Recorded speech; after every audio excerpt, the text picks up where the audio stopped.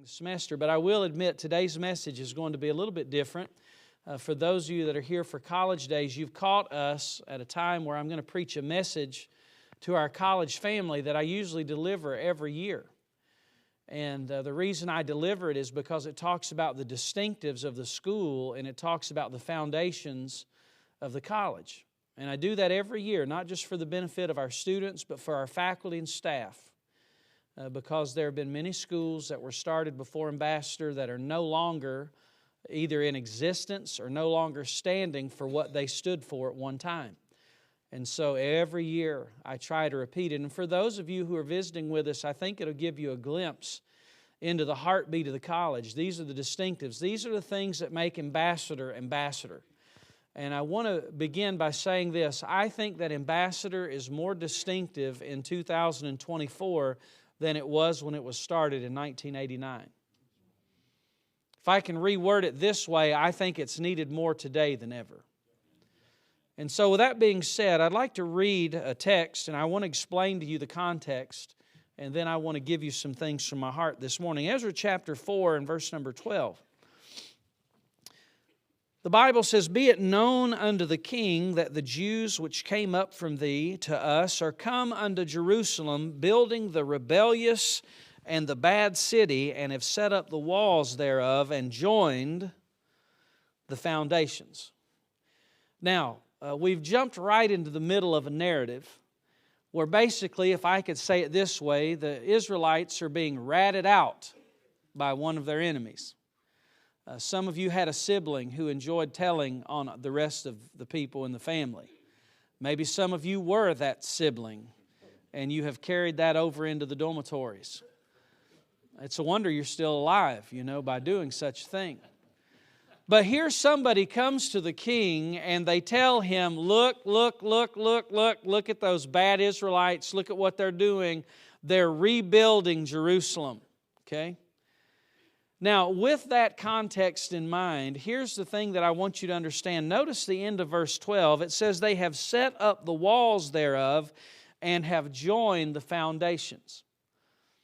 And so I want to take that picture for just a moment. Years ago, Dr. Comfort preached a message every year in chapel called The Foundations of Ambassador. And in that message, he would give much of what I'm going to give to you today. But I am another generation. I did not lay the foundation of this college.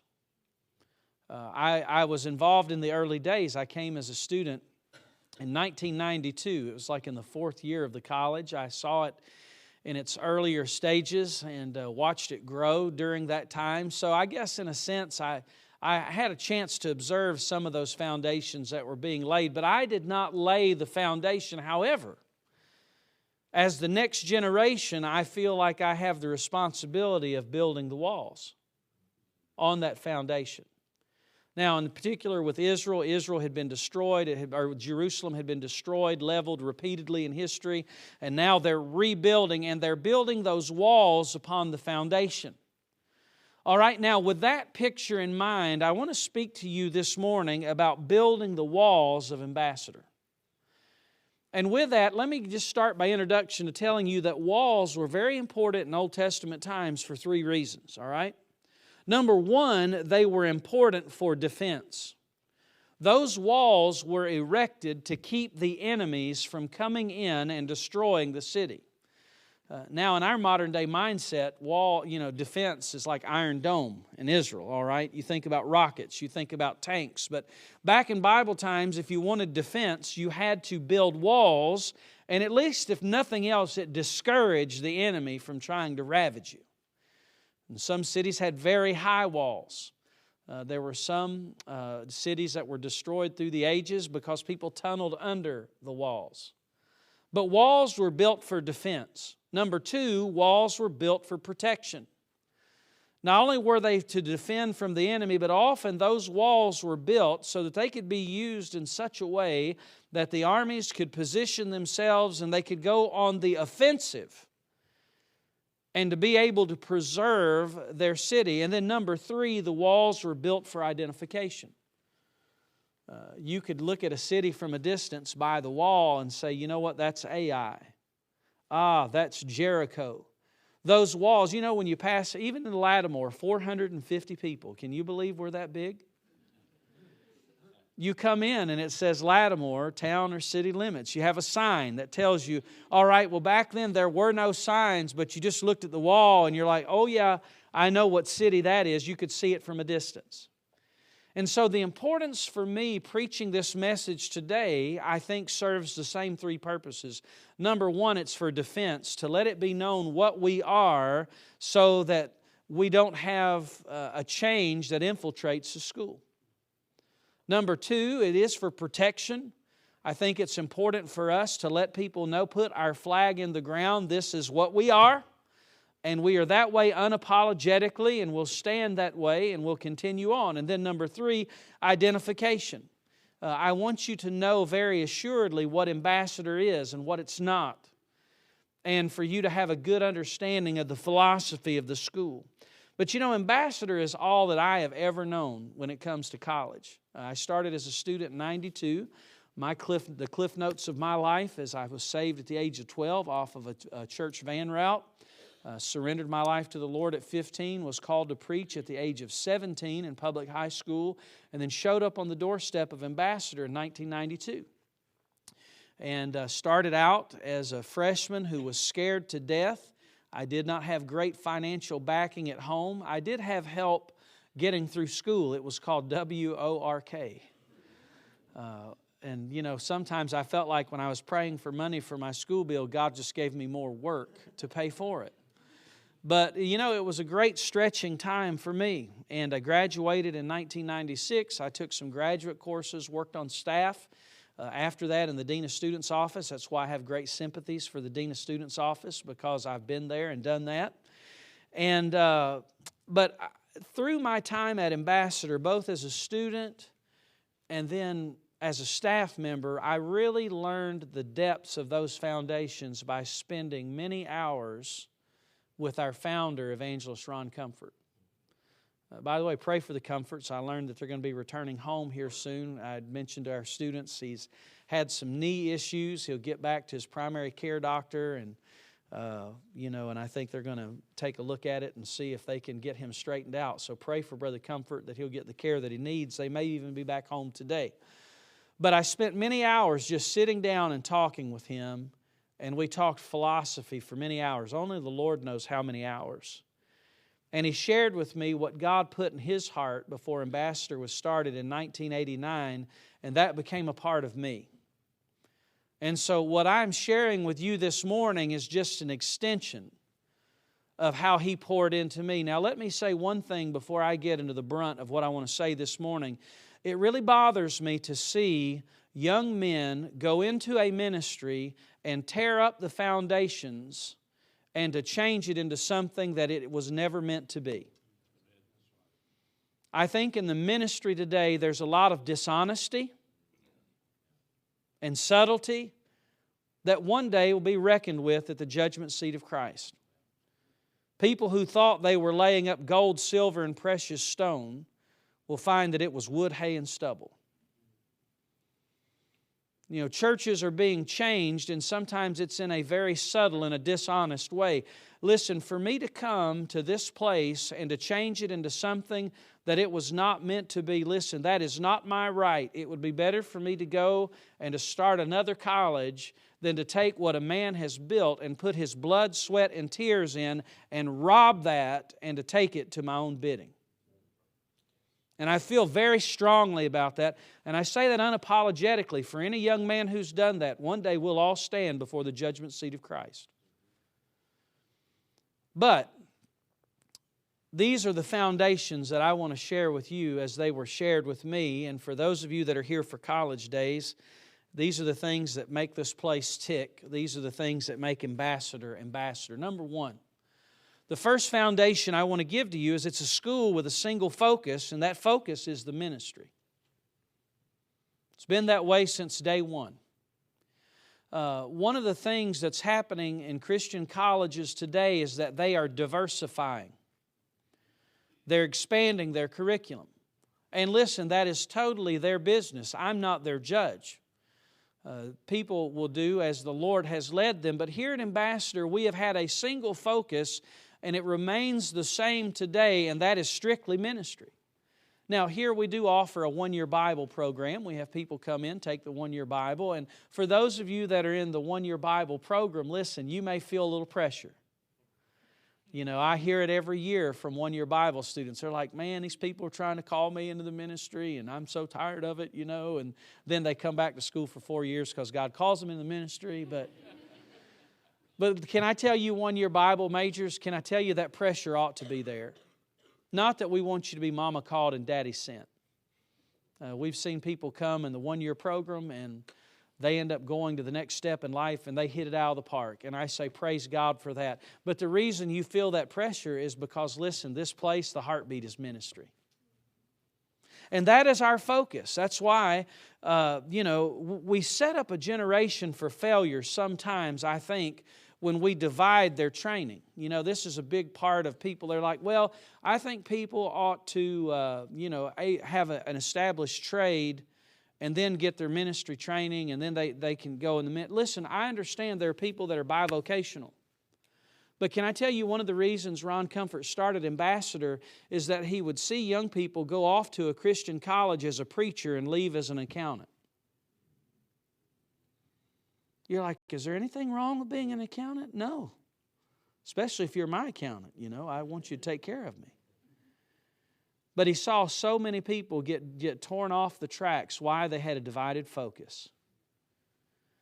And what happened is instead of being a preacher, instead of marrying a preacher, going to a mission field, they ended up doing something else that was totally different than their original intent or their original declaration of their calling.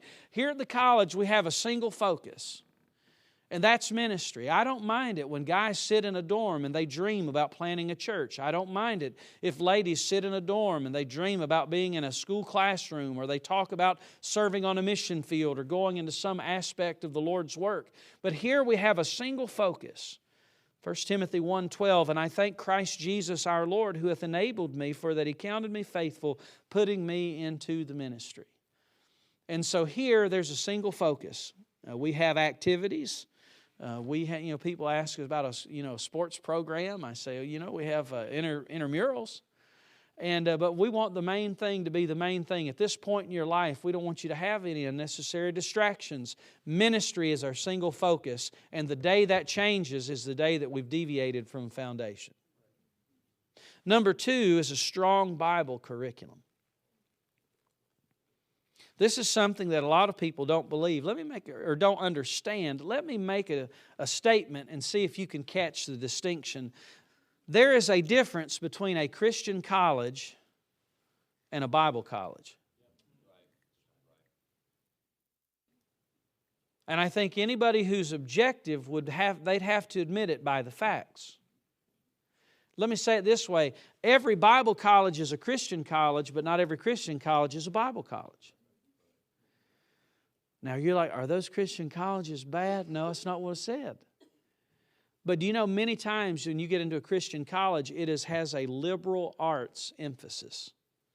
This is something that people don't understand that makes Ambassador tick. Ambassador, instead of it having a liberal arts core, it has a Bible core. If you're going to be a surgeon, I want you to know about biology. Please know about anatomy. But if you're a preacher, I want you to know the Bible. Here at Ambassador, when somebody graduates in a 4-year program, they'll have at least 60 hours of Bible. That's twice as much as some Christian colleges require for a Bible major. That's not by accident, it's by design. Why? Because we want you to get a foundation. There are some of our guys that when they graduate and they do graduate work, sometimes the graduate institution has trouble with fitting them into the curriculum because they've taken so much of the classes on an undergrad level.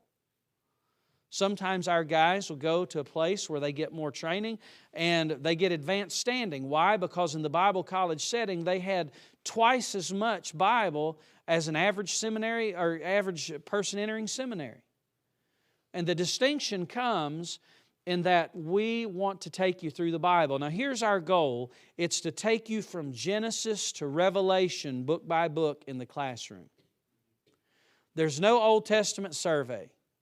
You say, is that a bad class? No. We just would rather break it down and take you from Genesis to Deuteronomy, and then we're going to take you through the Old Testament historical books, and we're going to take you through the poetical books. We're going to take you through the life of Christ and the Gospels. We break it down systematically. In 4 years, we're going to give you the scope of the Bible. Now let me say to every teacher that's here, teacher, it's important for you to cover the entirety of those books in your class. Because when you don't do that, it makes me feel like I've broken my promise to our students. I promise to take you from Genesis to Revelation, but if you get to the end of the class, here's notes on 5 books of the Bible. Sorry, we didn't cover that. That doesn't please me. Why? Because I want to make good on my word.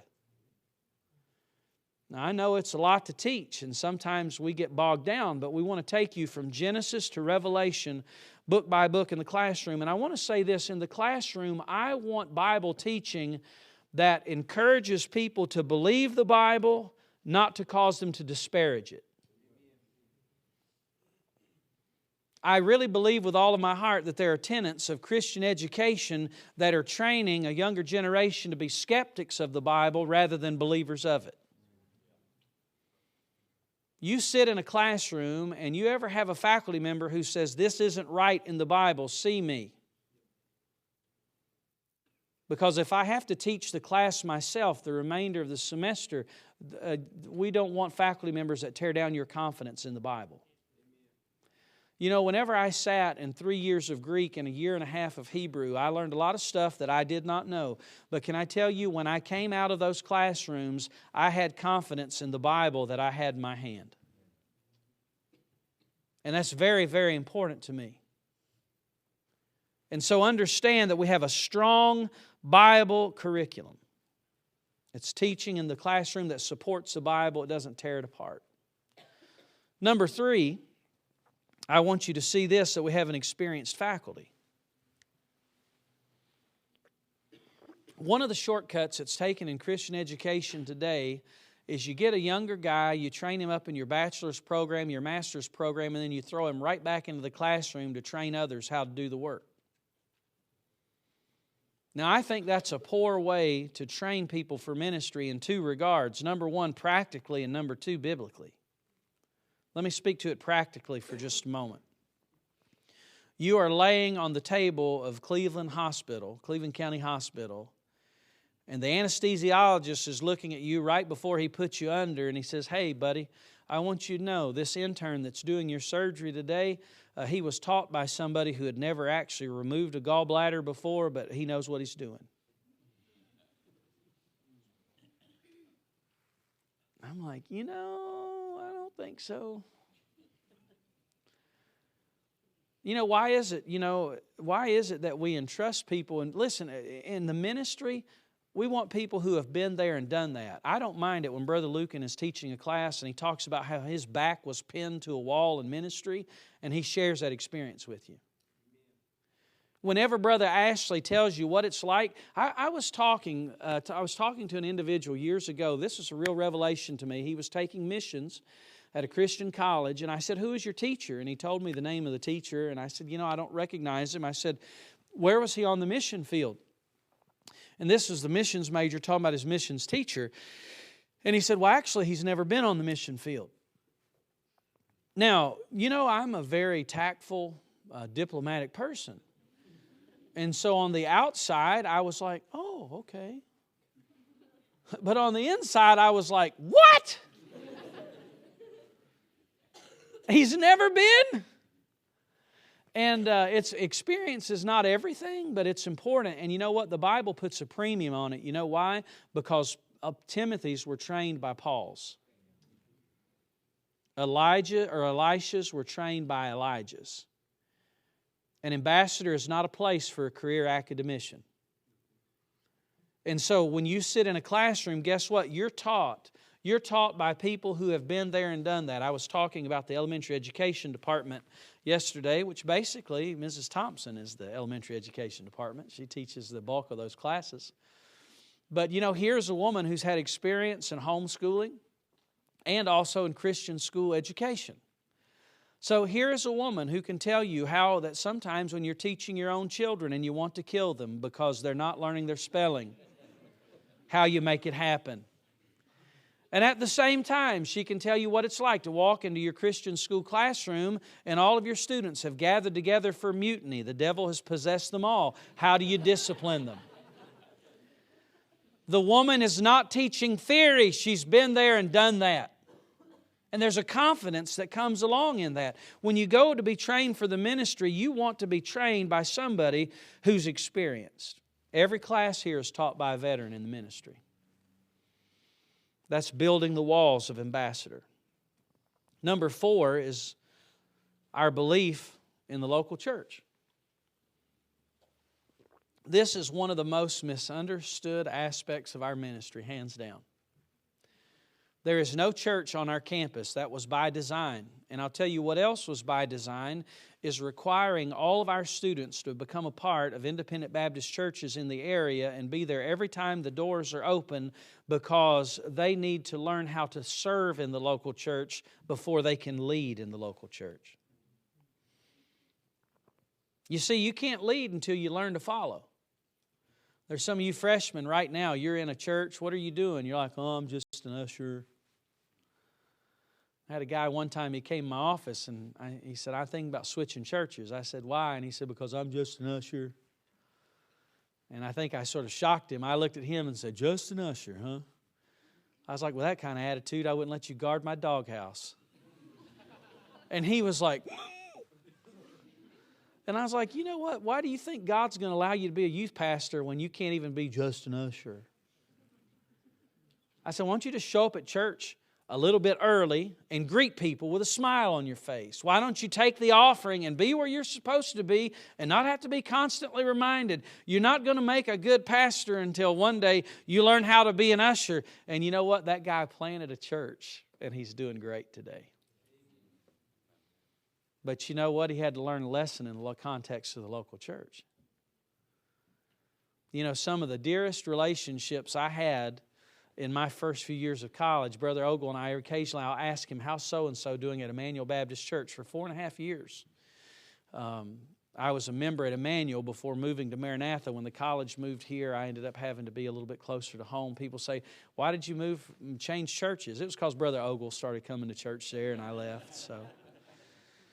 No, but I had to stay closer to home. But you know what? There were godly lay people in that church, Ken and Mildred Howard. I was telling somebody the other day, they were telling me about Mrs. Howard.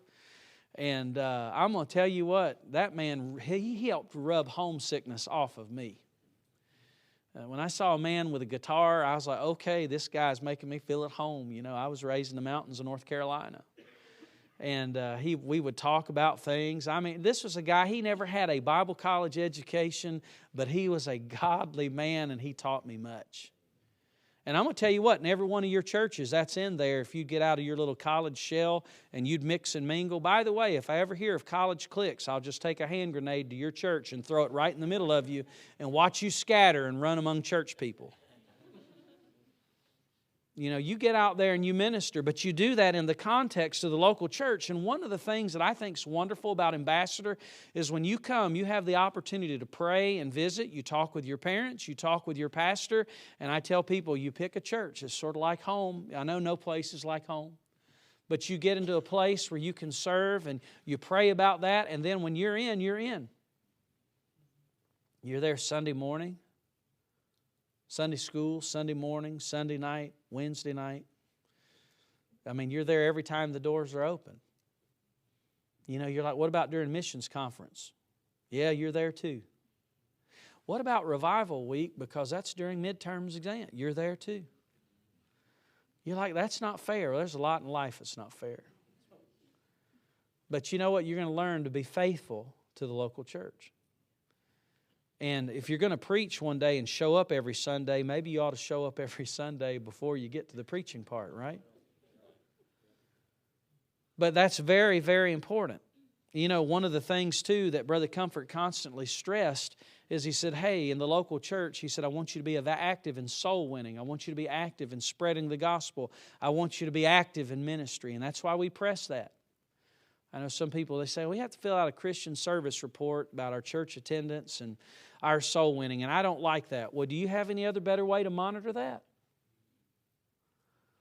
You know, they say, well, I think that's a little bit legalistic. No, I think for some people that think that, that's just their way of saying, I don't like this because it forces me to do something that I'm just not really excited about doing.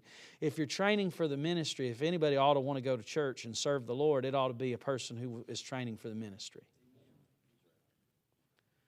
And so the local church, I love it because you know what? In this context, you can have contact with your pastor and his wife. You don't have to stand in a long line and wait. I mean, you know, it's going to be like a setting like you're going to end up being in one day. I forgot what percentage of churches in America are less than 100 people, you know, but it's a very high percentage. But you really get a realistic look at ministry and how to do it. So number 4, the local church. Number 5, a family atmosphere. Here at Ambassador, I'd like to think that we have a family atmosphere. It starts up top, but it also has to come down through the faculty and the staff. It can't happen by accident. Whenever I was in school, I heard Ron Comfort say statements like this, and you can make note of it. One is he said, the ground is level at the foot of the cross. That was something that he used to always say, the ground is level at the foot of the cross. Another way that he would express it is that there's no superiors or inferiors, only equals. You know, whenever our teachers eat with you, we don't have them in a press box where they're lifted up high and you know they eat with you. You know, open door policy where you ought to be able to come in and talk with them. You know, there's no hierarchy, there's no man worship. For years in independent Baptist circles, one of the things that we probably were guilty of was man worship. You know, I don't want it to be that when a preacher comes that he's treated like a rock star or he's treated in such a fashion. I am for being respectful. But when it comes to it, I mean, listen, I put my coat on just like you do, one arm at a time. And that's where we're all at. And yes, we ought to respect titles, we ought to respect positions, but understand that the ground is level at the foot of the cross. But can I tell you, it's impossible for a college to have a family atmosphere when it has, I think, a real arm of it that's in an online component.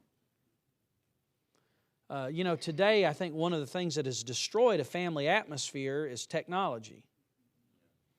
And I'm not against technology, okay? I'm preaching off of that. See that? It's called an iPad Pro, okay? That's my brain. If I run over it tomorrow, it's all backed up, and I do that because I don't want to carry notebooks everywhere. So don't give me that. But let me tell you something. When it comes to training, you know, the best kind of training takes place in a personal, intimate atmosphere. You say, are you against Zoom? No, I use it for dual enrollment classes with a step ahead. But I'd much rather have them in my presence because you can read body language, you can see so much more.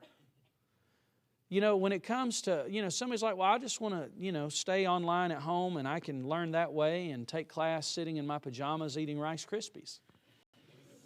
You know, there's a whole measure of level, the whole measure of discipline that's lost. You know, there's a casualness that comes into the equation that I think can be destructive. Listen, when you come to Ambassador, the teachers know you by name. You might have to give them a couple of weeks. Might be like, hey, you know. But after a while, they should know you by name.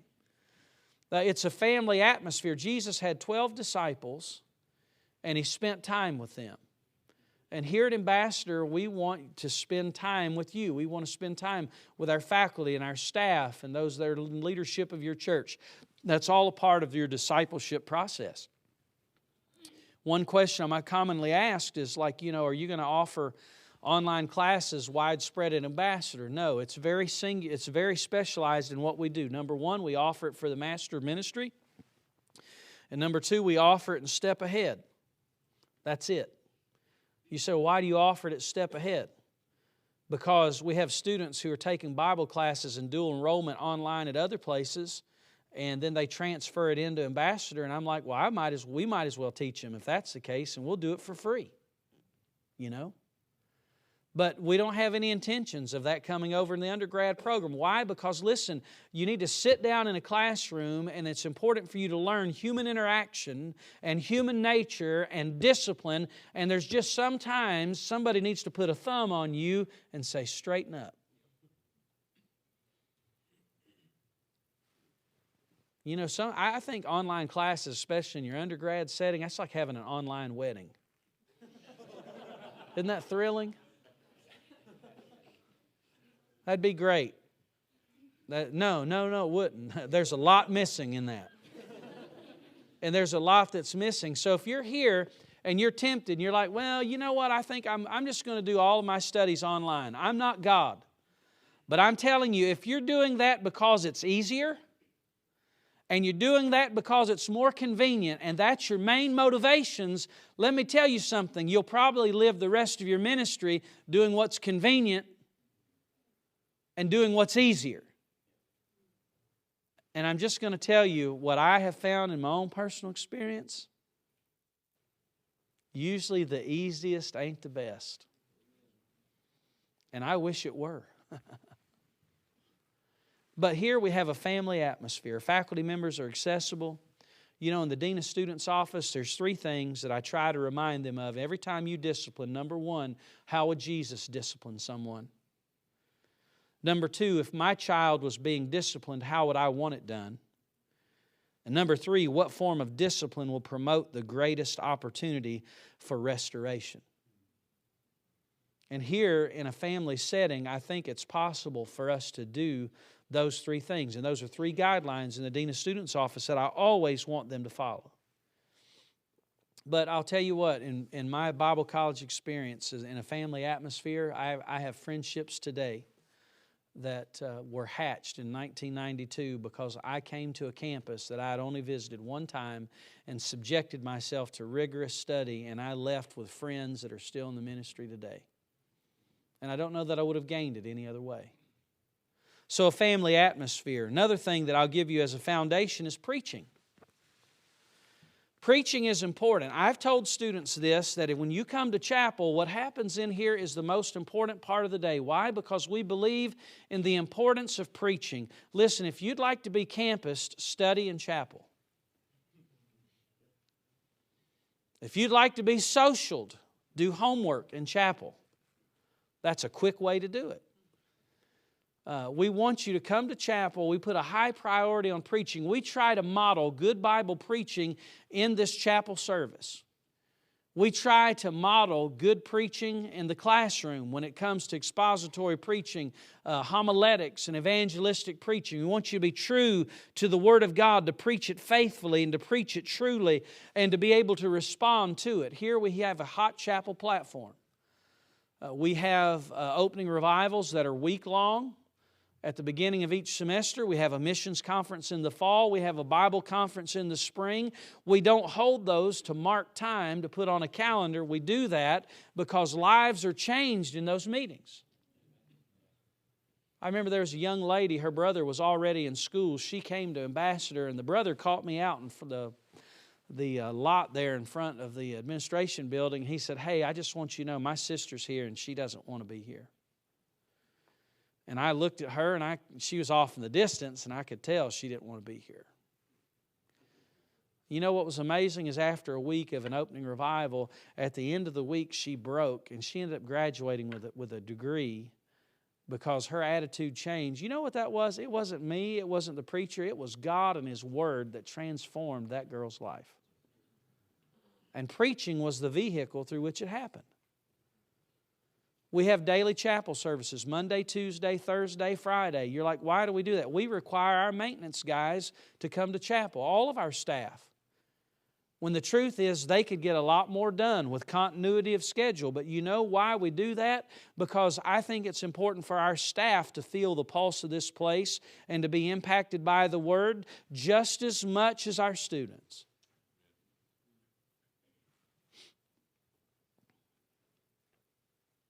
Another distinctive of the school is music. Music is a battleground in our churches today. And I give this story every year in freshman orientation. I'll spare you the details, but my music philosophy was impacted greatly when I came to Ambassador. I was hooked on a diet of Southern gospel. I sort of thought that anything went, it was the music that I used to listen to before I got saved, and after I got saved, then God convicted me, and then I found these styles of Christian music that sounded just like that, and I was like, well, I think I'll stay here, and then I come to college, and God just begins to put the screws down on me. But here at the college, we have a high music standard. It's conservative, it's traditional. And we will tell you, yes, there'd be some things that I'm sure that would be fine that we may never have in a chapel service. And it's not because they're ungodly, but we maintain a high standard. Let me tell you something that I think that many in my generation have failed to articulate. Listen to this statement and I'll explain it. Here it is. What you do in leadership, what you do in moderation, the next generation will do in excess. Why do we have high personal standards here? Because what you do in moderation, they're going to do in excess. So when you keep a high standard and they drop underneath you, they're going to be just fine. But you live in the gutter and they're really in bad shape. And I'm afraid we have a lot in Christian leadership today. They have failed to understand that, and those who have followed them have paid part of the price. But in music, we want it to be ministry. We want it to be ministry focused. And what I mean by that is our goal is, guys, if you come here for music, we're not teaching you to open a music conservatory. When you leave here, we want you to build a choir. When you leave here, we want you to sit in a Christian school and be like, okay, I got to figure out how to put this group together, and I got to figure out. We want to equip you for ministry. Years ago, there were certain places that were generating music majors for local church ministry like crazy. And they would do it so many more times than us. And now we have more music majors for ministry than they do. Why? Because we've got to focus on performance. Now, let me say this. I think you ought to learn music at a high ability, and I think you ought to be pushed beyond your comfort zone, and sometimes that requires you to do things that you don't like doing in music. The other day, maybe it was this morning, it was either this morning or yesterday, I was walking by Dr. Scoville's office, and he was working with a voice student, having him do a song that probably would never be sung in church, and it reminded me it was one of the same songs that he used on me. And I would sit there and be like, well, you know what, this isn't really a church song, or this isn't really something we would sing, gripe and complain. And this is the kind of response I got. He would say, listen, if you can sing this that's so difficult, then you ought to be able to handle Ship Ahoy like nothing. The whole time, I was being pushed. I was being pushed to excellence. And, so often, church ministry music, sometimes it's sloppy or it's just half-heartedly just thrown together. Listen, in ministry demands excellence. And I want you to have that. I want you to be pushed where you're uncomfortable. I've never done this before. Well, that's great. That's what you paid to come. You paid to come to take a ride to make you uncomfortable. And in music, we want it to be excellent, we want it to be ministry-minded, and we don't want it to be like the world. Now, young people, I'm telling you, when you leave this place, you're going to have many voices. They're going to say, well, nowhere in the Bible does it ever speak to the style of music. And to those people, I say, you know what? I'll tell you what, you're right. The Bible does not say, thou shalt not listen to rock music. Boy, you got me there. But it sure does say a lot about the works of the flesh or adultery, fornication, lasciviousness, unclean. Let me tell you something. There's enough in that book to guide your music choices if you just read it. And I know there's some things people say are worldly that are not. They say, well, you're wearing shiny shoes. That's worldly. But can I tell you, when it comes to music, listen to me, even the world knows what worldly music is. The world's a lot more honest than Christians about this area of music.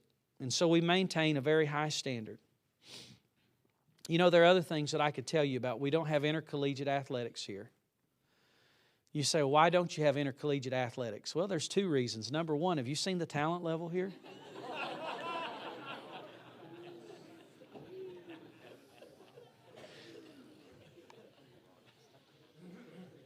Maybe I should have said it this way. Have you seen the refereeing here? That's what I should have said. I get earfuls about that and probably will tonight, so be nice. Dayton and I are reffing the game. But you know why we don't have intercollegiate sports here? Is it because of basketball is bad? No, but I will tell you this.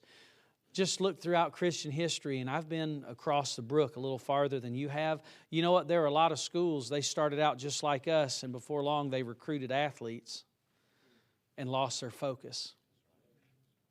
And now they're no longer in existence.